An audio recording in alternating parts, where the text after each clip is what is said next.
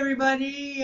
This is Rise and Smile. It's Dale Walsh with Jamar S. Russell, the Con and the Duck. And thank you for welcome to the show. And today we're going through the Live Love program as we're doing methodically. And this is the third episode, which is B, which stands for validate. So, having gone through learn and integrate, we are now going to validate, and this means not only are we going to talk about like where we found the strength to get through our struggles, but also we'll share some poetry and just talk about resilience and a lot of other lot of other qualities that are essential not only for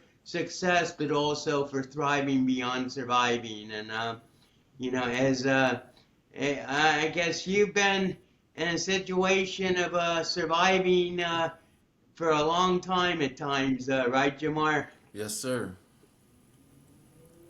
But so do you have a poem you'd like to start with, or I didn't really have anything particular chosen, but I have I can find something if. Yeah, I But could I like definitely to just so if you have something about just sort of like hitting rock bottom, or the dark night of the soul, as they say, or or a dark moment that you overcame, or how you overcame it, that might be fun. I mean shit. Being in prison is a dark moment. Absolutely. So Well, that's why. I got a lot of those, but let me find this one right here. Uh so why must this be? I'm sitting on the top bunk on lockdown in the cell feeling foolish. Wanna play with guns and drugs, do you? They got a place for you. Sully move on the bottom bunk. It wakes me up. Sully flushes the toilet, interrupting my sleep. It fucks me up. I'm not supposed to be living in a bathroom with another man. I'm not supposed to be sleeping on a bunk bed. I'm a grown-ass man. I share space with 85 other men. 6 phones, 1 microwave, 1 hot pot, 1 cooler, 4 shower heads, shared by 86 men. I write the psych to see if I'm crazy. This shit is insane. I'm surrounded by retarded motherfuckers. I must be crazy. My decisions led me to this. I made life choices that I knew might lead to this. Yes, surely I'm crazy. I can't hug my mama, my daughter, and can't be with a woman. I'm forced to make other uses of lotion. I was using wine to ease my mind until I almost crashed out. Now I have to be more productive with my time. I have to be more cautious not to be aggravated and annoyed. I have to separate myself because these niggas are annoying. I read to go places. I read because I'm trying to go places. I write to release. I write because my pen helps me find peace. Read and write. Meditate, pray, read and write. Then repeat. Meditate, read, write, and visualize my release. Meditate, read, write, visualize my freedom and release on these sheets. Still, I'm on this top bunk.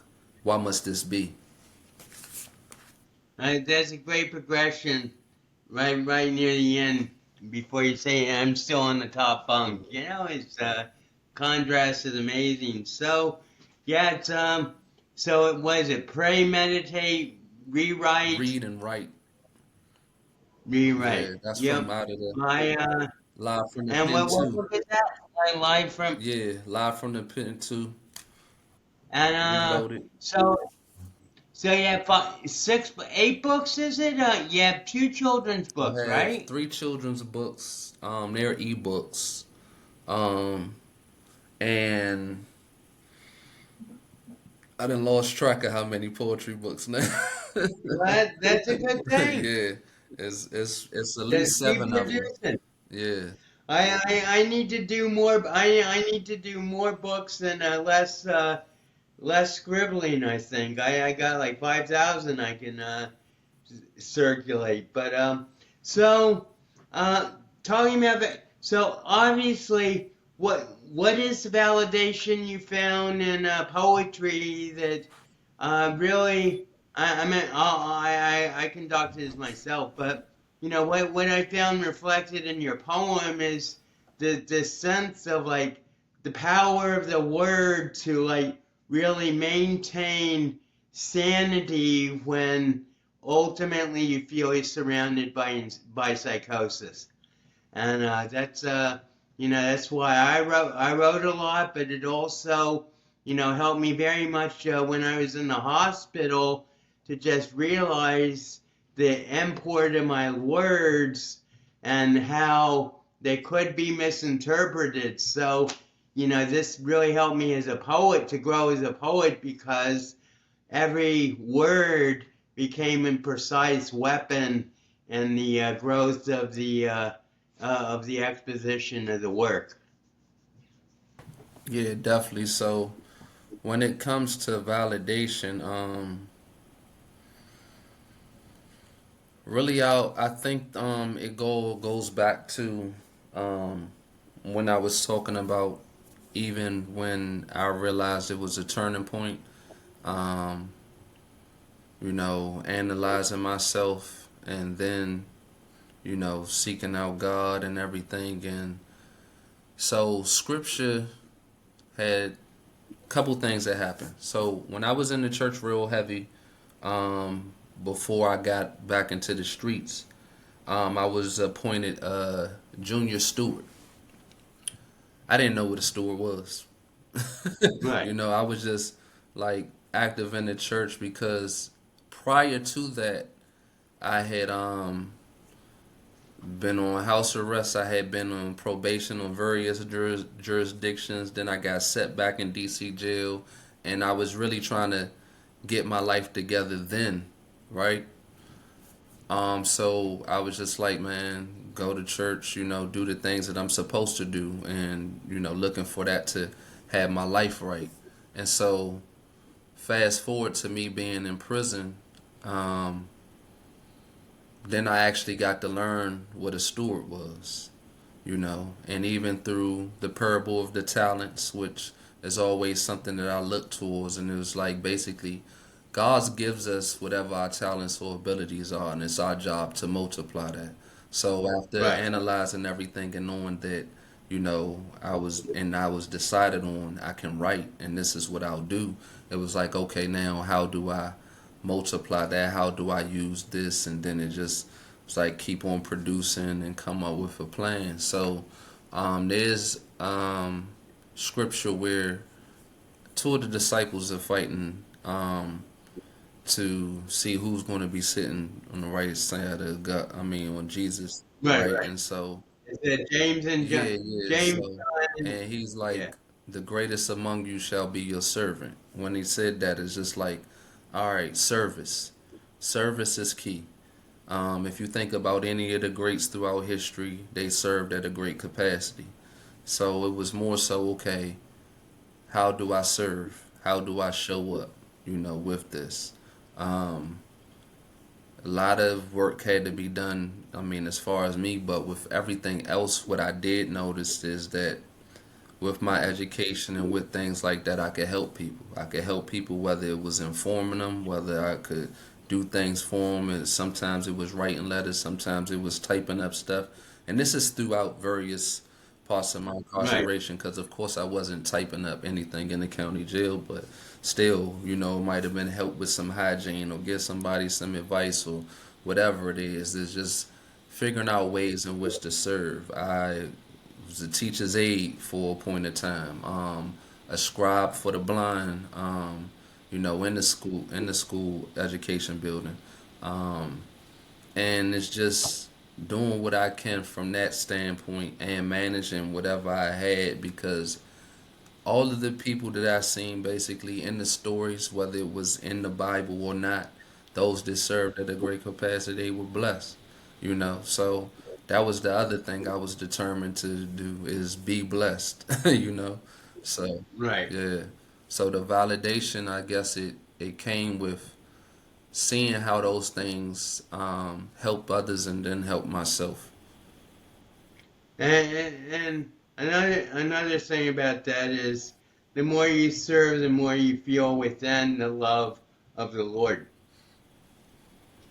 So, one of the things that I observed, right, and reading the stories, dealing with Jesus, people eventually they was inviting them to this, that, and the third, and then it's like, well, if a guy was turning water into wine and performing Right, miracles, right, I would invite him in too. You know what I'm saying? So right, it's right. like that's key. If you're able to help people and serve and do things, would you think that you ever gonna have a problem with having a spot to stay or be invited someplace or? So it's just one of those things, man, that comes about when you sowing the right seeds. Well, and you brought up the parable of the talents. I don't know if people know, but basically, it's a story where this powerful noble or king leaves his area to take over this other area, and he leaves three servants. He gives 10 talents to one, and a talent was like a lot of money. I don't know if you want to know how much a talent was, like $10,000. So basically, this was like a sizable investment that the guy is making. It. So he gave Nah, he gave it 10, was five. It was five, two, five, and one. three, yeah. So this guy who had five made 10, and the guy said, "Since you were good with small things, I'll give you control of 10 cities." Because now he was the king of like a whole new area and everything. And then same thing with the guy. With three, this three made six, and he got six cities. But the guy with one talent buried his talent and just said, "I know you're a hard master, and here's your talent back." And the guy said, "Wicked servant, throw him out with the dogs." So basically, And he also told him to give his one to the one with the 10. oh, Yeah. exactly, yeah. But to me, the real message of well, one of the real messages of this is the guy with the one talent just didn't have the nerve or the confidence to be able to invest his talent in what the Lord would want him to do. And therefore, and I think that's, I don't know if it's a major problem today, but basically a lot of people are staying small. They're burying their talents, whereas the world actually needs their talents right now in order to transform into what it's becoming. I think it's important to realize that God has given, or whatever you want, God, source, whatever, has given everybody multiple talents, and it's just a matter of like understanding what they are, so you can use them to help and serve. I totally agree. So this is a perspective and how I have on things, right? Like God provides all. Our life, nothing of us is really ours. We just here. And so when learning about and understanding what stewardship is, it's my job to manage it as best as possible. So that's why I was tying stewardship with the parable of the talents because that's basically what they were Right, doing. And then it wasn't acceptable to just maintain. You have to be fruitful and multiply. You understand? So right, right. it's like, all right, so if I have this ability to write or to do poetry, then I have to do something with it. If I have this ability to, think critically and solve problems, then that's what I have to do with it, in order to, make things better. So that's basically what I kept going with. And so with my journey, whether it was in the county jail where I wanted to help be a teacher's aide in the education building, but I wasn't sentenced. So eventually I ended up doing that in the state, but then, they weren't paying enough. So guess what area of the print shop that I ended up in?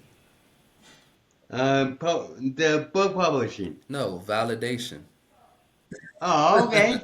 So Nice. the validation area actually dealt with the Maryland Vehicle Administration contract, which dealt with printing the yearly tags, the monthly tags, and temp tags, and then some other contracts that may have came through that may have dealt with uh, some silk screening or whatever we had to do with that contract.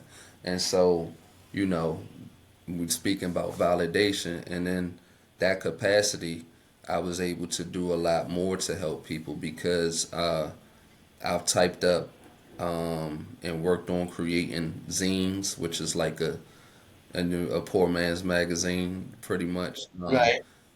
to distribute on the compound for literature for people to read. Those zines end up becoming my workbook. Uh, Right.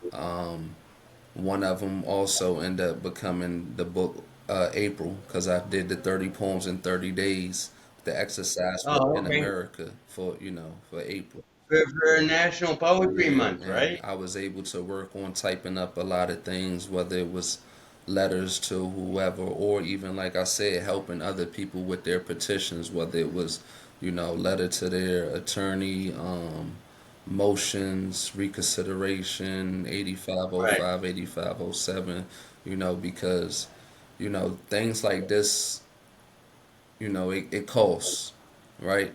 And, Right. a lot of times when it's just me acting out of service, I don't know what price to put on it. I just wanted to help people out. So it was just like, Right. and sure I could use certain things from here to there. So, but still, just being able to um, use my abilities and use the resources in which I had to help others was, key. Well, and the key to the talents is, exactly what you just said. The more you use your talents, the more they multiply. The more opportunities you have to learn new talents, and that's how five becomes 10 and three becomes six. But if you hide it and bury it, then you'll never know not only what you could have done, but also what the value of your own work is. Absolutely. So that yeah, I've thought about the parable of the talents a lot, and sometimes as well I compare myself, with whatever high school classmates or whatever, and it's like I'm not going to compare myself, but I feel that even though I might have done it in secret or without acclaim or without like great wealth and abundance, I feel that I've used my talents to the best of my abilities, and now the time has come for me to just like spread my message, flood the world with my 5,000 poems, and my six novels, and basically overwhelm everybody with how much knowledge there is, So, and I think developing knowledge is basically how I validated myself through the time, just knowing that no matter what I'm going through, I'm I'm building knowledge about myself and also about life and how to cope. Why not? I think writing and producing works, it makes you immortal, right? Because your work could be around, for however long. Like we still reading, people still read Shakespeare. I was mentoring into a group that I was mentoring to today about James Allen as a man thinketh. And there's various Right, other books that go on. We spoke about the Bible. There's been around. So the Torah, who knows how long. So it's just the fact that we know that the word continues to live on, and I'm sure you have a great amount of insight being that you've been through the things that you've seen, and then that stuff could actually help a lot of people, once they know about it. And that's pretty much where I'm at when it comes to incarceration, rehabilitation, which they call the at-risk youth, for those that's in the street that, just need better guidance, is, presenting a solution, presenting, an alternative. And now it's just a matter of making sure people know what I have to offer. So the work is there, and I'll continue to work. And now it's just, let's pump up the volume.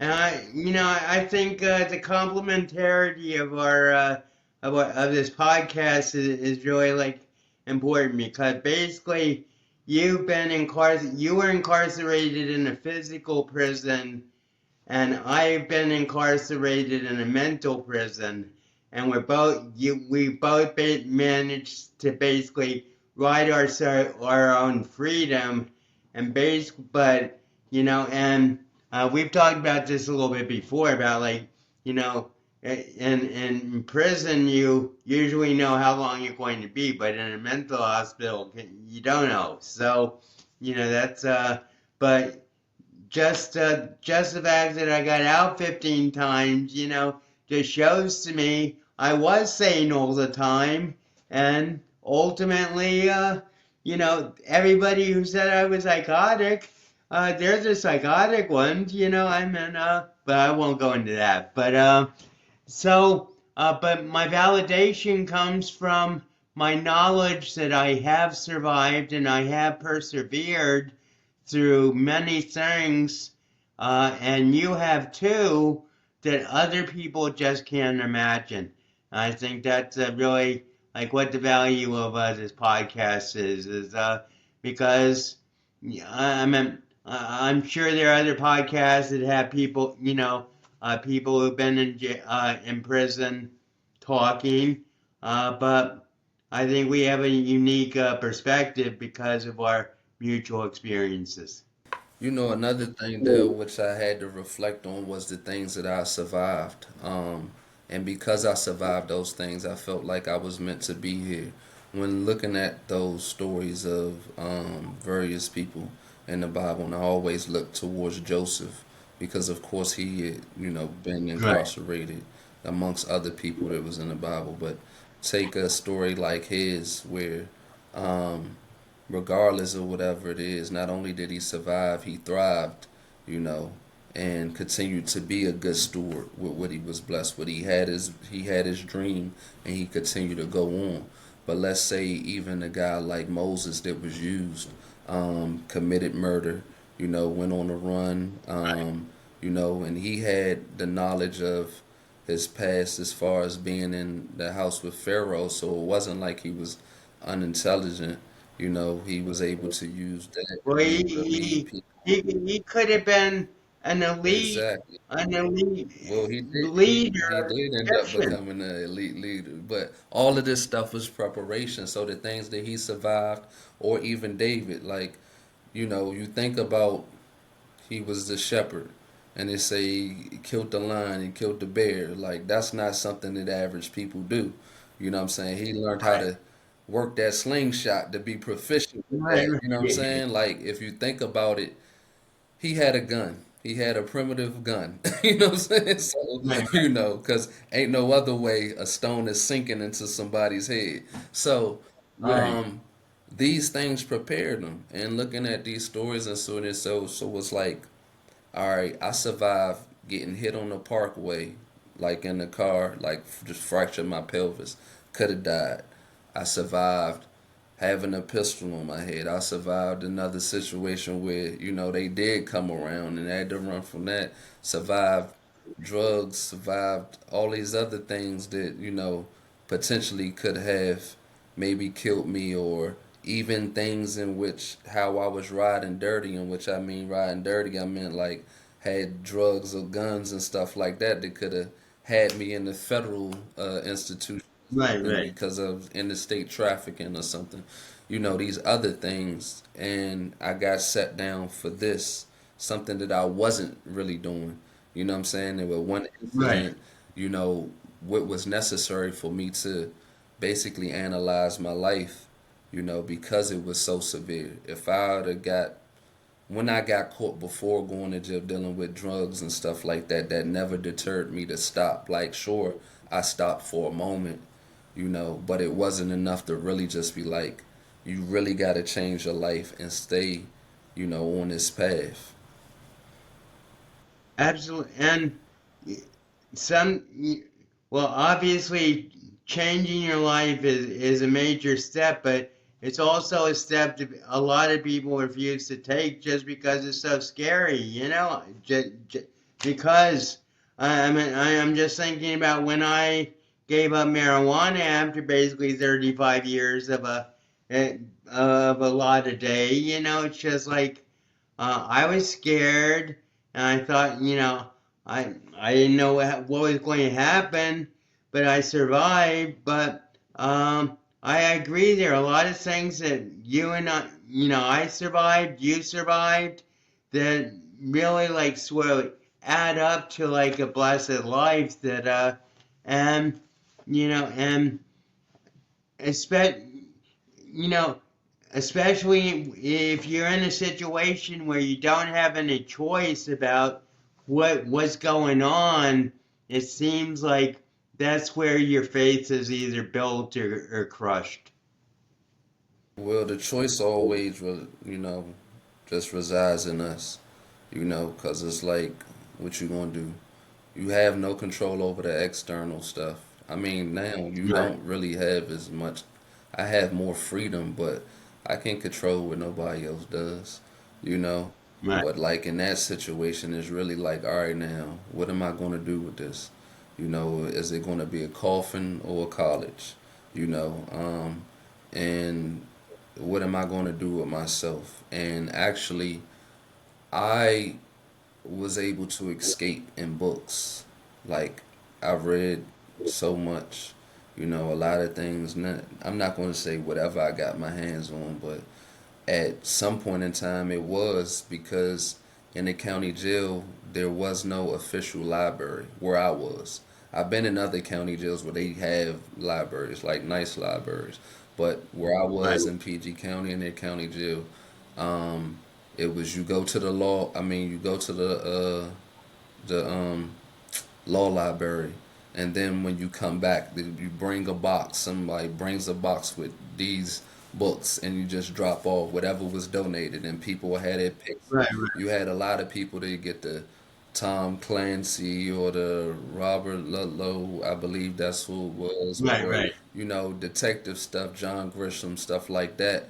I was just trying to get the biggest book or something that nobody else, because once you read one of those detective novels or something like that, you done read it a bunch of times. So I right, wanted right. to pretty much grab something that was going to help me kill some time and hopefully take me somewhere or educate me on something. I discovered by reference of good man that was in there, Sean Hernandez. I don't know where he is, but World Without End. So then I discovered Ken Follett. I believe that's his name. Became one of like my favorite authors. He did a lot of with historical fiction. Is that David Jackal or is No, that this that's Ken Follett? Ken Foley is who? Follett, yeah. I mean, I don't remember the Jackal though. I don't know if I read that. Maybe. Well, David the Jackal was like what was the political novel where the guy was trying to knock off the goal? I don't think we're talking about the same guy. I think Ken that F was Ken O L. Follett.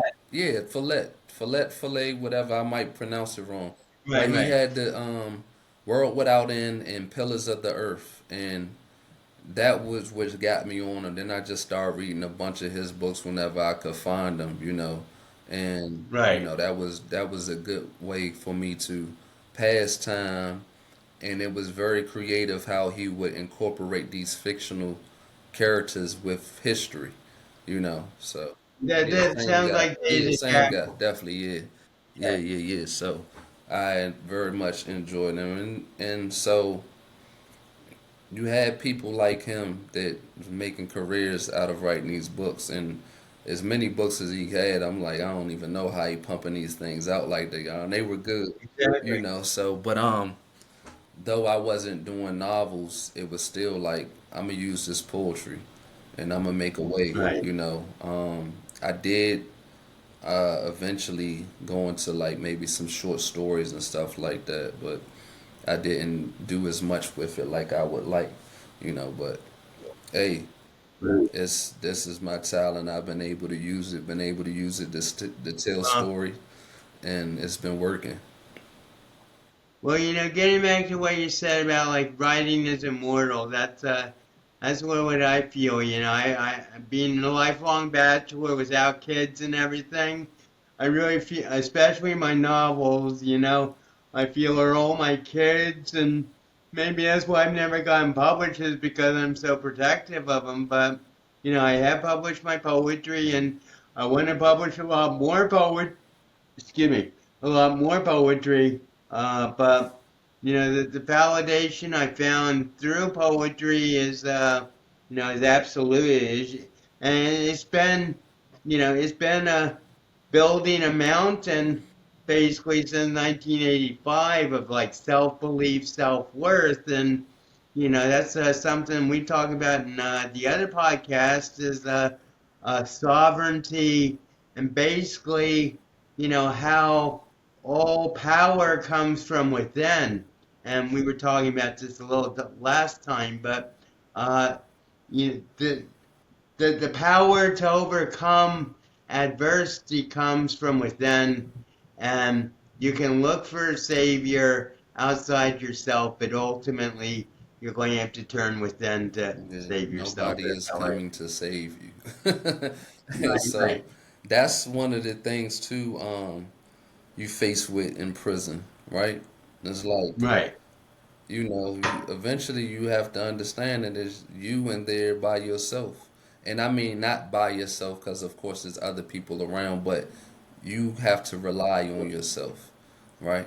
So that, Exactly what I was saying about the mental hospital. Yeah, I had to, you mhm, know, when I was put in, it was up to me to prove that I wasn't psychotic so that I would be shipped off to a back unit for the rest of my life. yeah. And that basically was my reality for 15 years. And now it's like so far away, it's been basically 30 years since I had a psychotic episode. And I am sure I told you that that I began year zero. We, we're in the post-apocalyptic age, and we're year zero. So I'm not worried about the past, but I also find, I think that, I think you do an admirable job of keeping a perspective about your past in prison in line with your present life as someone who's instructing and who's teaching and who's writing and being creative. Because this is something that I've especially noticed since my friend came is, I tend to like sort of like fall into the patterns of the past when I want to be in the present now. And I just think you do an admirable job, Jamar, of like staying in the present, but also keeping the past in perspective because it has been a tough past for you. So when speaking of those people that I was talking about, whether Moses Joseph is talking about things being preparation, um, the fact of the matter is I didn't see anybody else doing what it is that I'm doing. Not to say that there aren't, I just didn't see it, and I didn't see people doing it in a way that was effective. Because when Right. I'm in there and I'm seeing, okay, there's so many young people and some older people too that lack education. Not that they're not intelligent, they just haven't finished school or they haven't completed it or they were in places where the education wasn't the best. It's like, okay, this is one of the things that lead to incarceration. That has to be worked on. There are people that came from impoverished neighborhoods where they didn't know about financial literacy. Nobody taught them what to do with money. So, they went ahead and went about it the best way that they could. It's another thing that had to be learning about other things that just people take for granted. Then there's the mental health issues, the trauma of the different places. And seeing all of this is like these are the things that have to be addressed. Instead of people just wanting to create stories where people are such villains. Like, no, let's look into why this is because we're all human, and the fact of the matter is people do what they have to do or what they think is necessary to survive. You know, there are some people that may be sociopaths, but there's not a great majority of them. You know, Right. the rest of the people are on survival mode, and then there are people that have dealt with a significant amount of trauma, or have been neglected in ways, whether it be society, whether it be their family, and so it's like, all right, now what do we do going forward? And so sitting back, analyzing the stuff, analyzing the things that I've observed with the men on the compound, the men that I've worked with, because I was a facilitator for Youth Challenge for about 3 years. And so that means I had run programs with other guys basically 3 times a week. And I learned from a guy who I thought was a phenomenal speaking, charismatic Yasin, Wayne Paul, and he had a way of dealing with people. I had my own style. Then there was other guys that, presented in their way. And it was just actually the back and forth even with the participants to even learn what was what. And amongst all of that, you still have to be a man because a person will not respect you. I don't care if you're giving them the best advice because they will look at, who's delivering the information. So all of this was a great amount of information on how I would need to go about things to affect change out here and be able to deliver it back into the institutions so that people can actually come out here to be productive citizens. And I felt like if I did it and I looked into this information, I'm able to package it and present it to other people, then hopefully it can get to other people and it can grow exponentially over time. Right. So yeah, what this causes me to, I took a seriously mentally ill advocacy training course, and and the first lesson was, and this is really something that I think can be applied generally, not only to mental health but also to the penal system, to the justice system. But we started with this segment called continuity of care, and what it was talking about in general terms is, there are stages of psychosis or illness, and every stage has to be dealt with as it arises. And and so, but the fact is that because for whatever reasons, whether it's lack of money or lack of facilities, lack of hospitals, whatever, people get like sucked into the mental health system, and then they're like basically spit out. They're either like they're said not to be not to be a danger to themselves, so they're put on the street or they're arrested, and they're spending their time in jail untreated, or But the point is, the continuity of care is like a whole process to help a person from like deep psychosis back to productive, reality. And that's something that really I think could be generalized to so many areas, just like to take a holistic approach, Hmm. and instead of saying, you committed a crime, well, okay, you allegedly committed a crime, we're going to indict you, we're going to try you, here's the sentence, and here's where, and this is prison, or this is where you're going to go to prison, and goodbye.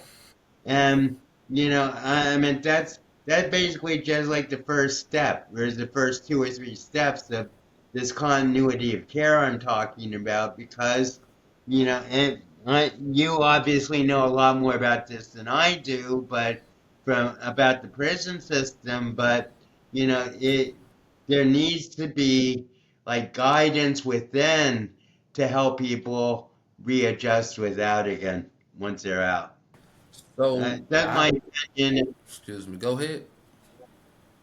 No, I was just going to say that's my opinion, and I'm very interested in your So I really reaction. feel like from the time that a person comes in contact with any of these institutions, whether it be prison or a hospital, there has to be the initial assessment. Once a person Right, is assessed properly, and that may have to be something that they look into, then they can see about what has to be done.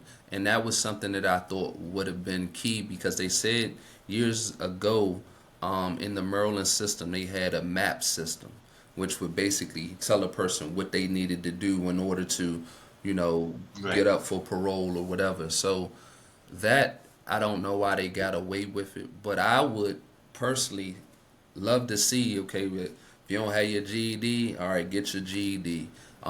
You don't have a right, trade, there's a trade. Doing these certain things without getting in trouble, you know what I'm saying? And even if a person gets in trouble, giving them a chance to restart and work through this stuff, because everybody is not going to get it on the first go round. right, If I would have went to the state system earlier, maybe I wouldn't have been here with you, but I had to go through my own little bumps and bruises and trials and errors in the county jail to understand how I needed to operate.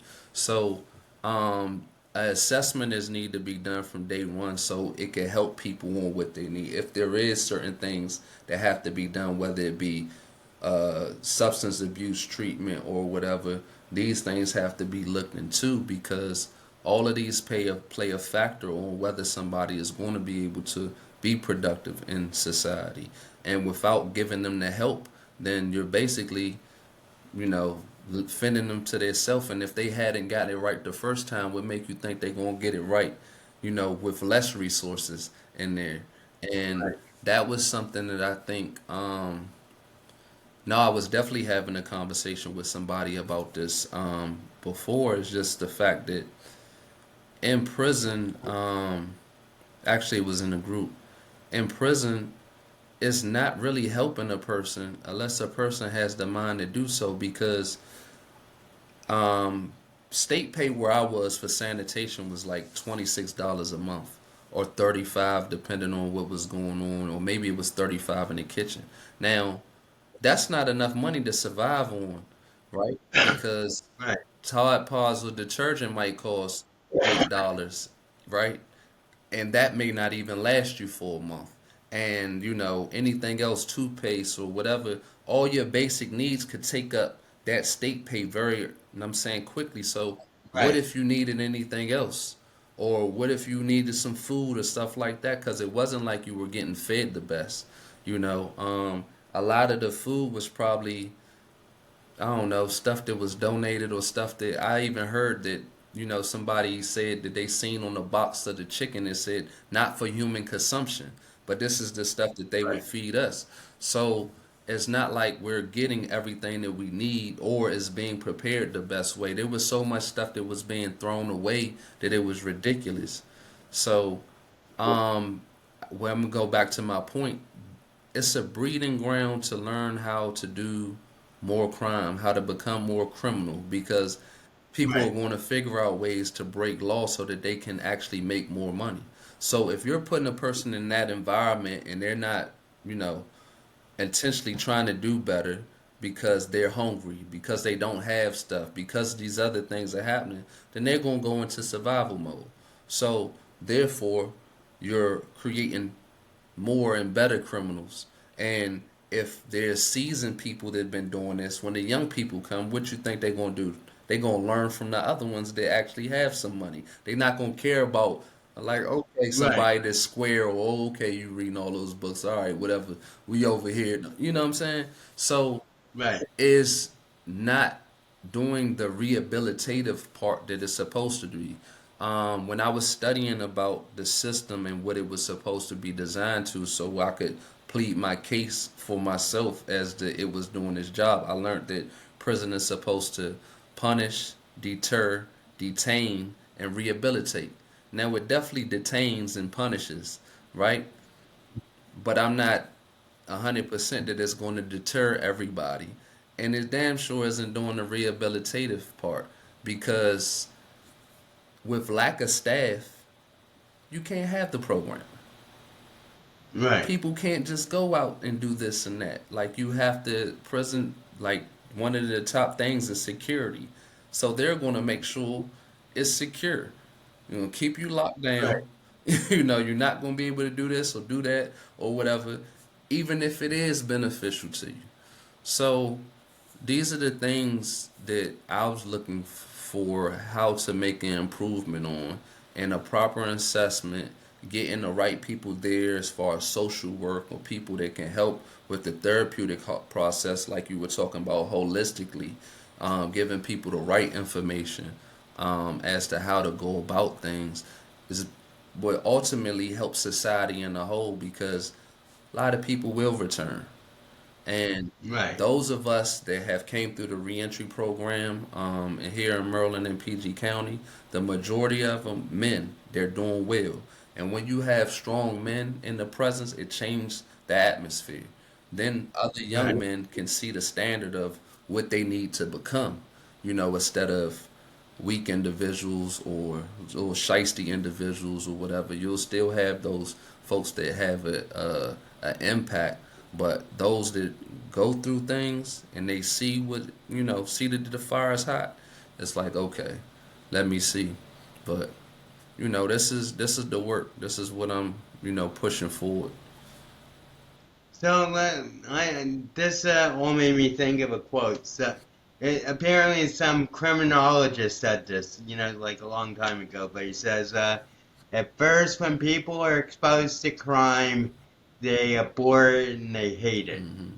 But then, the more they're exposed to it, then they accept it, and then they uh, sympathize with it, and ultimately they embrace it. Do you think that's true? I mean, when you have and yeah, so when you have people in there in those environments, I'm pretty sure children don't just come out like, oh yeah, I'm gonna smoke this weed, Right. I'm gonna drink this alcohol, I'm gonna sell these drugs, I'm gonna bust this gun. Like, no, it has to be introduced. And after a while, and I'm gonna say for myself, as far as selling drugs, like, there's times that I felt bad, but after a while, I become desensitized. You know, Right. same thing with being exposed to certain things as far as violence. I remember, I'm talking to my aunt on the phone. I'm inside. My little cousin, he's over, he not little, but younger than me, over DC jail. When she was like, yeah, he got stabbed. I was like, what'd he do? And it wasn't one of those reactions. She just, what do you mean? He's already, he ain't do nothing. But in my environment and how things go, you just don't get stabbed for no reason, you know. Right. Or just like if somebody was that got killed or shot, and I'm saying it'd be like, what they do to, you know what I'm saying, for somebody to have to or want to do that. Sure, you could catch a straight bullet. You're not going to catch a straight stabbing. You will have to be Right. real close to somebody, like, or a total mistaken identity or something. But it's like, Right. it just doesn't happen that way. And, maybe that wasn't the right response. That's not a regular human response. But being exposed to certain things that I've been exposed to, I don't consider myself a regular human. So it's after time, a lot of things as far as breaking law and stuff like that, I just looked at differently. So Right. Right. exposure has a lot to do with things. Right. And the more you're exposed, the more you become vulnerable to it.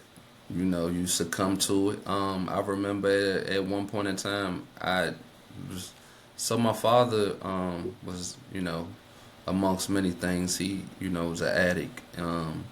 And at some point in time he sold narcotics and stuff and things like that.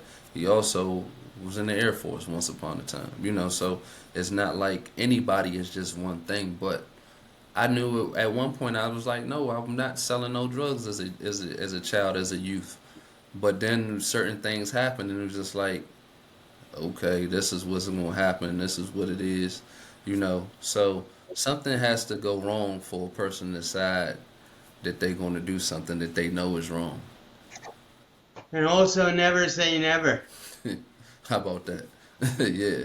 So, um, I mean, I've been in that situation a lot. Well, just giving up cigarettes. It took. I think Mark Twain said, "Giving up cigarettes is the easiest thing in the world. I've done it thousands of times." how about that? So Yeah, yeah.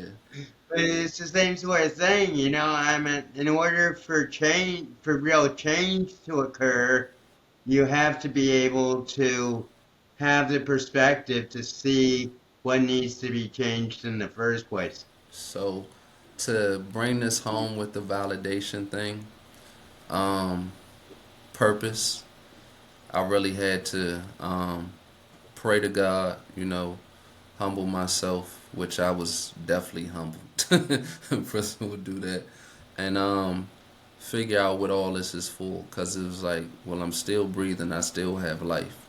Um, Nelson Mandela was able to do 27 years and become president. you know, I've been able to do 50 and I'm going to become there you go. president. You So, had Malik Al Shabazz become one of a powerful person in the black community. Martin Luther King was in prison who knows how many times, Yeah, right. actually was a great leader. Then you have a lot of other people that are famous that have overcame great struggles, and it was just like, man, everybody wrote. They were Yep. writers. One of my favorites, which he wasn't incarcerated as far as I know, but was in slavery. Booker T. Washington wrote Up from Yep. Slavery. So, and this is a man that walked to Hampton University, walked to get Right. his education. Wanted it that bad that it didn't matter. And then not only did he help build that up, but helped build up Tuskegee. He went around the country fundraising, speaking, and was very much prominent, as far as the decision making, as far as the Well, African American community when that wasn't even seen a thing, where, people were still right. transitioning from everything that was going on, as far as the Right. former So, Confederacies and everything switch else. from slavery Yeah, and everything. exactly. So, if he could do it, and I got all of this other stuff, technology, and, been able to Right. get my education and had all of these other privileges, why couldn't I, you know, or why Well, can't I? I don't know if you've ever heard it, and this isn't to like lower his significance to black legacy to African American legacy, but American, have you yeah. ever heard the story of Booker T. Washington and the peanut? I do know with George Washington Carver, like he actually hired George Washington, and George Washington Carver could have went anywhere because he actually worked. I think Edison was trying to get him to work for him, but he Yeah, went down to Tuskegee. yeah, George Washington Carver. I'm Yeah, thinking of. George So Washington Carver, anyway, which he so came down to Tuskegee to work, with Booker T. right. Washington. So, you know, But do you know the story of like Peanuts and George and Carver Washington? he done so much So with it between basically, that and the soybean. basically, no, well, Yeah. Peanuts. So he figured out. So after the Civil War, all the land was basically exhausted. So George Washington Carver figured out that peanuts like re-energize the soil. Mm. So he said to everybody, plant peanuts, and so like that began a big planting of peanuts to like restore the soil, and it was very successful and everything. But after a while, everybody had peanuts. Nobody could eat like 25 bags of peanuts a day because they had so many peanuts. So basically, what George Washington Carver did was he asked God to. I mean, this was like a big scandal because there was such a surplus of peanuts. So George Washington Carver basically went into solitude, and he came out with like 340 uses for Exactly, peanuts. all those patents, peanuts and soy. But Yeah. yeah. So that's just like an example of like how inspired how inspiring one thing can be if you really pursue it and everything. But why don't you take us out with a poem, and we'll wrap this up this session up, Jamar. But yeah, take us out. So what I'll do is I'll go with this poem. Look at Do you me. have another collection that you have handy so we could get a Well, sample from it's it? this poem since we were talking about validation. Look at me. Oh, okay, Look at me since I, you know, in okay, this climate of prison reform, I'm trying something out of the norm. No, I'm not housed in a dorm or anything like minimum. I'm in a facility that's medium amongst various levels of criminals. I'm an individual, putting work in, hoping my work can deliver the outcome to get me out from circumstances that are miserable. Still, I keep my head high, keep my head Keep my head up high. Keep my head to the sky like earth, wind, and fire. My containment will allow me to experience earth, wind, but not fire. So it's with my strongest desire that I continue to fight to bring attention to my situation so I can get back to life. One without guard shacks where I'm subject to frisk and shakedowns. I want to use my experience to become an activist to bring recidivism and mass incarceration way down. I'm doing something out of the norm, writing these poems, producing these books, so folks can have a look at what's going on. Now I see Kim K on TV, as well as Meek Mill and Jay-Z, trying to give help to guys like me. But I only know a few guys like me who are putting the work in, teaching, trying to make certain that when people start searching for who's a good candidate to be helped to get released, they'll look at me. My actions can speak for me. Check my jacket, check my track record. What do you see? I form habits in the midst of madness, impressive not just of a confined man, but of one in society. I just want to be free.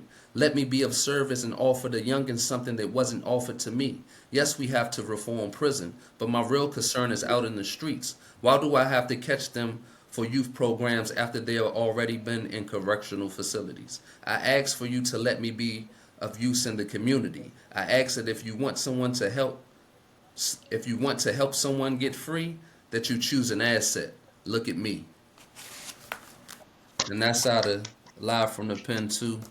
And that was, of course, one of the things that I was trying to put out there to advocate for my own freedom. But the ironic part right, is that that's what I'm doing right now. I'm out here in the right. streets, being able to help the youth, and I'm gonna continue on and create the programs for it.